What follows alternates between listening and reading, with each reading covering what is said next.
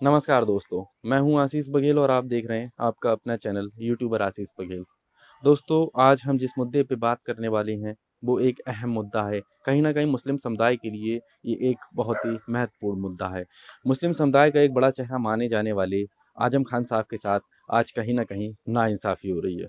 आपको बताते चलूँ मैं कि पिछले कुछ दिनों पहले आज़म खान साहब की पत्नी की रिहाई हुई है और करीब 2 सालों से आज़म खान साहब सीतापुर की जेल में अपने परिवार सहित बंद थे और आज़म खान साहब अभी भी जेल में ही हैं और पिछले करीब 1 हफ्ते पहले उनके बेटे अब्दुल्ला आज़म की रिहाई हुई है। और आपको बताते चलूँ मैं कि रामपुर से करीब 9 बार के विधायक रहे और 3 बार के मंत्री रहे आज़म खान साहब समाजवादी पार्टी और मुस्लिम समुदाय का एक बहुत बड़ा चेहरा माने जाते हैं।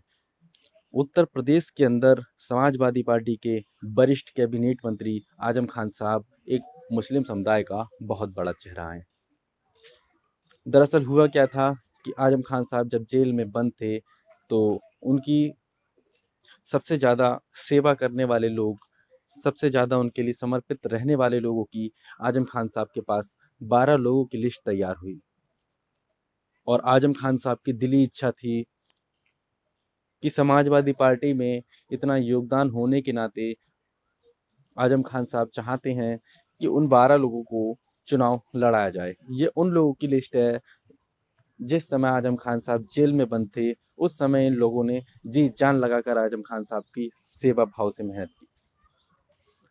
इतनी सेवा करने के बाद भी कहीं न कहीं फल ना मिले तो दिल में निराशा सी रहती है और मुस्लिम समुदाय को आज़म खान साहब से बहुत उम्मीदें रहती हैं और आज़म खान साहब को समाजवादी पार्टी से बहुत उम्मीदें रहती हैं। तो आज़म खान साहब ने 12 लोगों की लिस्ट को लेके समाजवादी पार्टी के मुखिया अखिलेश यादव जी के सामने प्रस्ताव रखा। तो उन 12 लोगों की लिस्ट के लिए अखिलेश यादव जी ने रिजेक्ट कर दिया। पूरी तरह से रिजेक्ट जब कर दिया तो कहीं न कहीं आज़म खान साहब नाराज़ नज़र आ रहे हैं। अब देखने वाली बात तो ये होगी कि कहीं ये नाराज़गी समाजवादी पार्टी पे भारी ना पड़ जाए। आज़म खान साहब